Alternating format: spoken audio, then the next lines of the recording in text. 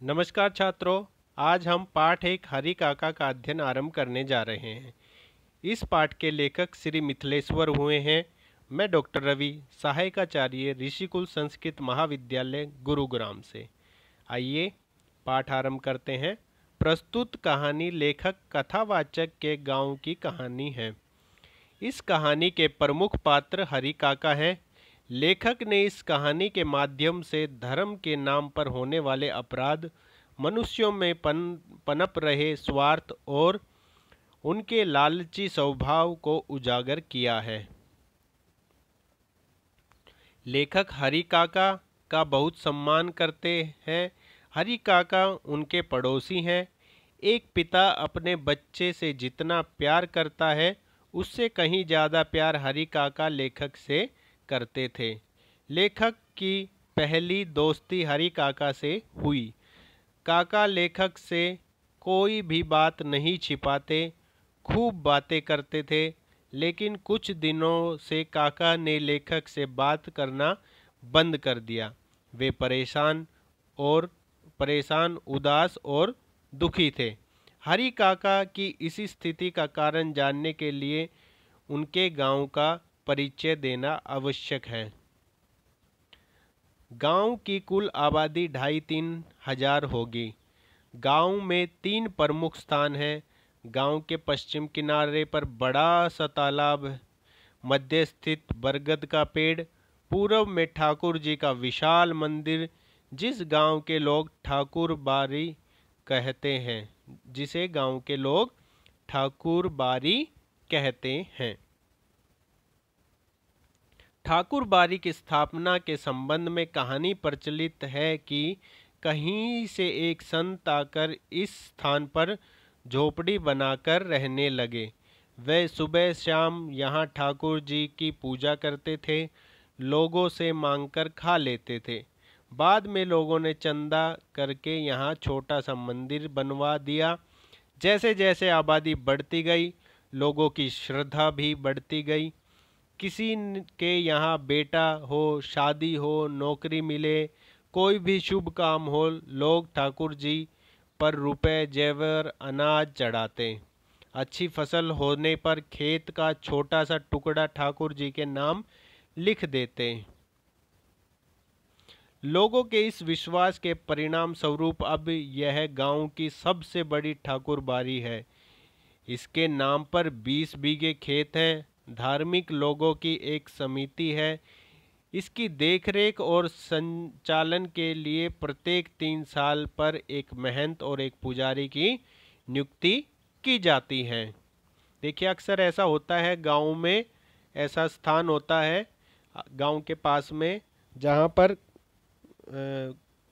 जो पंचायती स्थान जिसे बोलते हैं, तो वहाँ पर लोग अब चंदा इत्यादि इकट्ठा करके छोटा मंदिर इत्यादि बनवा देते हैं। वैसा ही उनके गांव में भी था। हरि काका का संयुक्त परिवार है।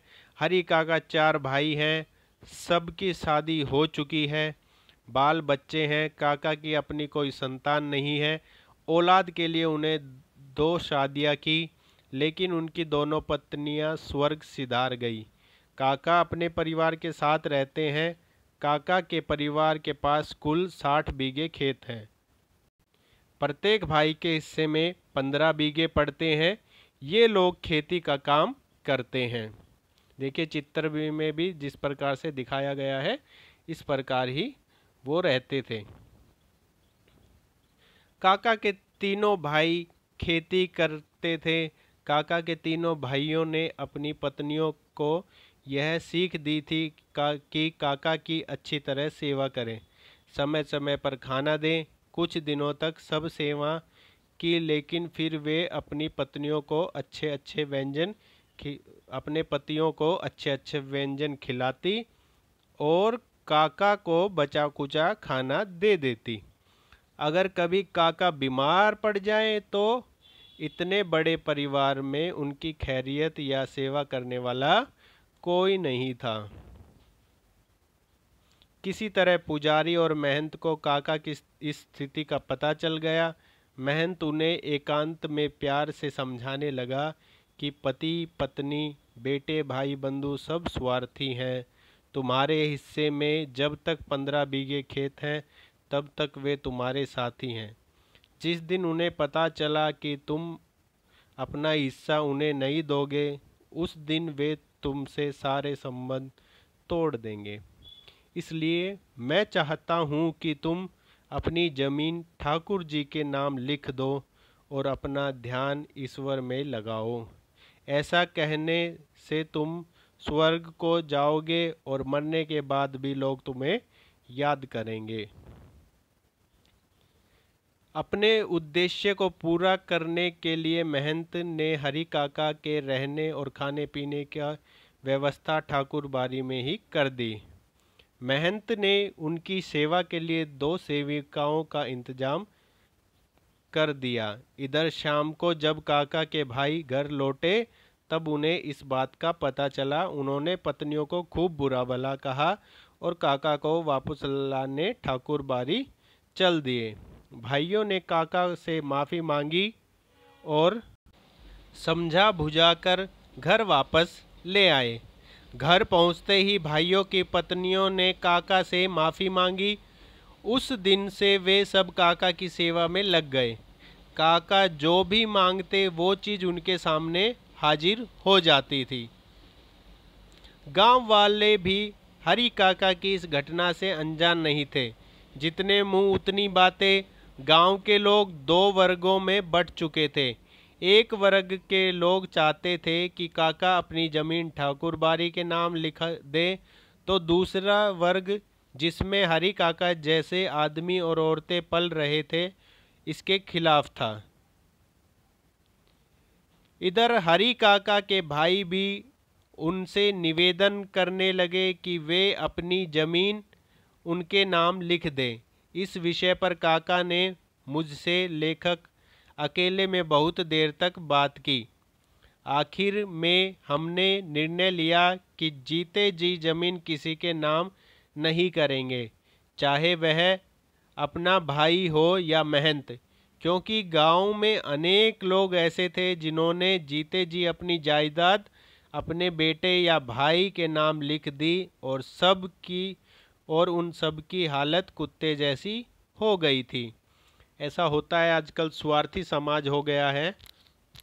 तो जब तक स्वार्थ दिख रहा है तब तक तो आपकी सेवा होती रहेगी। जैसे ही उन्हें पता लगा कि स्वार्थ पूर्ण हो गया है तो उसी दिन से आपको दुत्कारना आरंभ कर देंगे। तो इसी कारण से जो लेखक और हरि काका थे उनने बहुत अच्छा निर्णय लिया। अनपढ़ होते हुए भी काका ने परिस्थिति को समझते हुए यह निर्णय लिया कि वे जीते जी अपनी ज़मीन किसी के नाम नहीं करेंगे। अपने भाइयों को भी समझा दिया कि मेरे मरने के बाद अपने आप ज़मीन तुम्हारी हो जाएगी, लिखवाने की क्या ज़रूरत। महंत ने काका की ज़मीन हथियाने के लिए ठाकुर बाड़ी के लोगों के साथ मिलकर काका के घर हमला कर उनका अपहरण कर लिया। एक और महंत कुछ सादे और लिखे हुए कागजों पर काका के अंगूठे का निशान जबरदस्ती लेने की कोशिश कर रहा था, तो दूसरी ओर काका के भाई उन्हें ढूंढते हुए पुलिस जीप के साथ सुबह ठाकुर बाड़ी पहुंच गए। पुलिस ने ठाकुर बाड़ी के चारों तरफ से घेर लिया और तलाशी लेने लगी। बहुत देर तक खोजबीन करने के बाद उन्हें एक बंद कमरे में काका बहुत बुरी दशा में मिले। उनके हाथ पांव बंधे हुए थे, मुंह में कपड़ा बांध दिया गया था। काका ने पुलिस को महंत और ठाकुर बाड़ी के लोगों की सारी सच्चाई बताई कि कैसे उन लोगों ने जबरन कागजों पर उनके अंगूठे के निशान लिए आदि। काका फिर अपने भाइयों के साथ रहने लगे। इस घटना के बाद काका के भाइयों ने भी उन पर दबाव डालना शुरू कर दिया कि ज़मीन उनके नाम कर दी जाए। काका के मना करने पर भाइयों ने भी महंत का रूप धारण कर लिया। उन्होंने हथियार लिए और काका को धमकाया कि कागजों पर अंगूठे के निशान लगा दें। अन्यथा वे उन्हें मार डालेंगे और किसी को कुछ पता नहीं चलेगा। लेकिन अब काका डरने वाले नहीं थे। उन्होंने सोच लिया कि भाई उन्हें मार दें तो ही ठीक होगा, लेकिन अपनी जमीन जीते जी किसी के नाम नहीं लिखेंगे। धमकाने पर भी जब काका नहीं माने तो भाइयों ने उन्हें पीटना शुरू कर दिया। काका अपने बचाव के लिए जोर जोर से चिल्लाने लगे। भाइयों ने फौरन उनके मुंह पर कपड़ा बांध दिया, लेकिन तब तक पड़ोसी और गांव के लोग उनकी आवाज़ सुन चुके थे। महंत तुरंत पुलिस के साथ उनके घर आ गए। पुलिस के आते ही भाई भतीजे भाग खड़े हुए। पुलिस ने काका को बहुत बुरी दशा में पाया। अगर पुलिस न पहुंचती तो शायद वे काका को जान से मार डालते। इस घटना के बाद काका अपने परिवार से एकदम अलग रहने लगे। उनकी सुरक्षा में राइफलधारी पुलिस के 4 जवान तैनात कर दिए गए। हरी काका अपनी जिम्मेदारी के बचे हुए दिन काट रहे थे। उन्होंने एक नौकर रख लिया, वहीं उन्हें बनाता और खिलाता। काका के मौन धारण कर लिया। गांव में अब भी उनके बारे में ही चर्चा होती रहती है। इस कहानी को पढ़कर ऐसा लगता है कि समाज में जितने भी रिश्ते हैं वे स्वार्थ पर आधारित हैं। महंत ने हरी काका की आवभगत इसलिए की क्योंकि वह उनकी ज़मीन हड़पना चाहता था। हरी काका के भाइयों ने उनकी दोबारा इज्जत करनी शुरू कर दी क्योंकि वे 15 बीघे ज़मीन को अपने हाथ से जाने नहीं देना चाहते थे। गांव में ऐसे कई प्रकरण पहले भी हो चुके थे। धन दौलत के आगे खून के रिश्ते भी फीके पड़ने लगे हैं। यह कहानी यह उक्ति सिद्ध करती है, बाप बड़ा ना भैया, सबसे बड़ा रुपया। देख सकते हैं आप समाज में क्या दशा हो चुकी है। लेखक ने कितनी सुंदर कहानी के माध्यम से समाज का दर्पण दिखाने का कार्य किया है। इसी के साथ आपका धन्यवाद। मैं डॉक्टर रवि, सहायकाचार्य, ऋषिकुल संस्कृत महाविद्यालय। अगर पाठ आपको पसंद आया हो तो वीडियो को ज़रूर लाइक करें, चैनल को सब्सक्राइब करें। धन्यवाद।